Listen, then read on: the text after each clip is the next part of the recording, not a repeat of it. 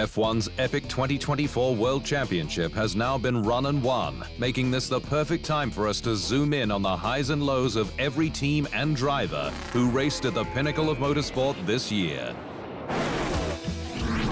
Sauber endured its worst season since 2017, with the Swiss squad last in the Constructors' Championship and just 4 points banked, care of Joe Guan Yu's 8th place at the penultimate round in Qatar.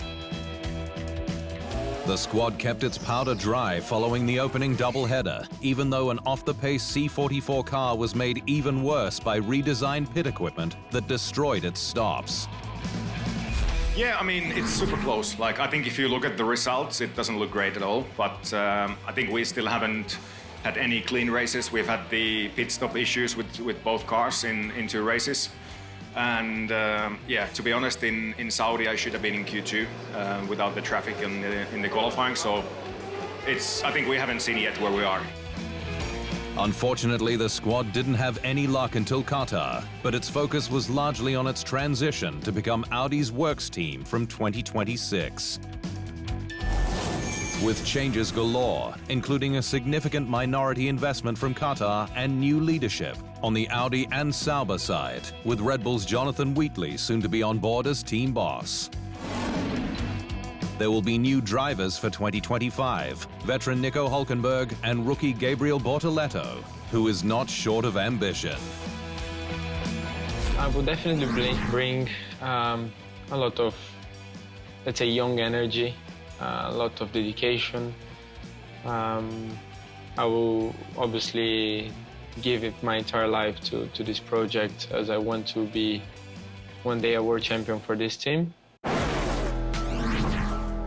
Williams had one of its most tumultuous seasons in recent memory, with 2024 marked by 16 crashes, allegedly at a cost of $10 million.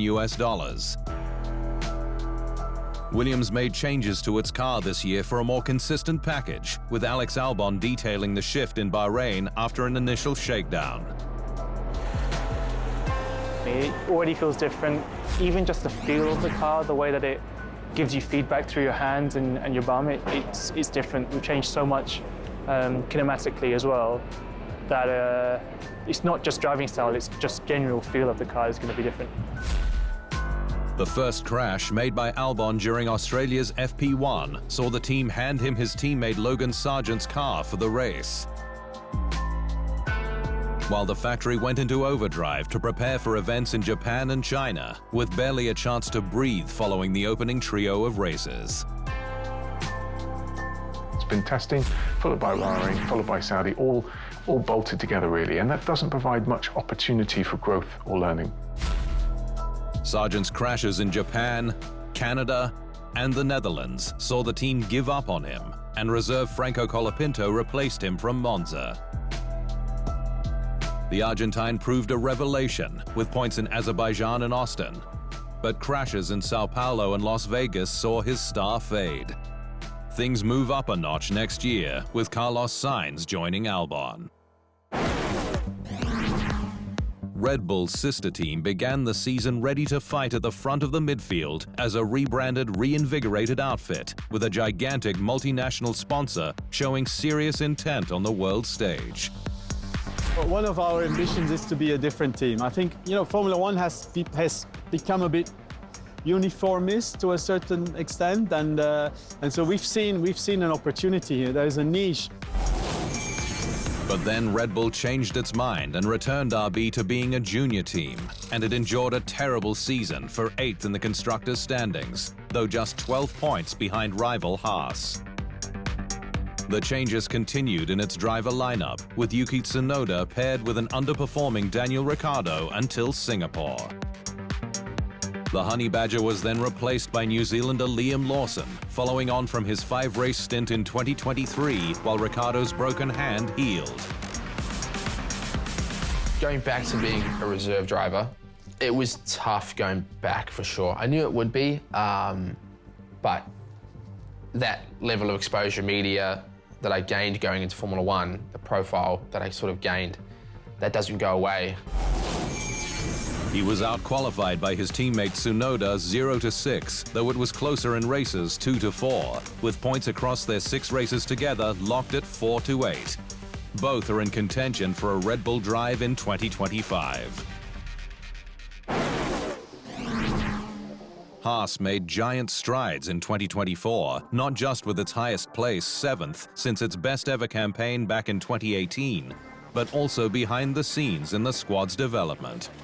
But what we focused on is putting right people in the right place, having a correct structure to promote that kind of conversation, communication, and then really saying it from day one. Look, we just want open, transparent communication, honesty to look at the problems together. The team also forged a new technical partnership with Toyota that will involve both parties sharing knowledge, expertise, and resources. I would like to see the day when a Super Formula driver grips the steering wheels of the world's fastest cars. Mr. Komatsu, as well as to all the members of Haas, I look forward to working with you for the sake of the Japanese motorsports world. The biggest change has been at the top with Ayo Komatsu, its former director of engineering, promoted to team boss. And his first task was to get everyone moving in the same direction. Very encouraging thing is how we are working together as a team. Honestly, we started to work like a team now, which wasn't the case up until the end of last year. So for me, that's the biggest positive, and for sure, that's the good sign that we are going in the right direction. Nico Hülkenberg comfortably defeated his teammate Kevin Magnussen in qualifying and the races, but it's all change on its driver lineup from 2025, with Esteban Ocon paired with Oliver Behrmann.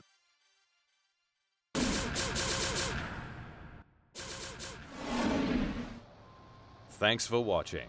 To stay up to speed on all things Formula One, make sure you hit the subscribe button.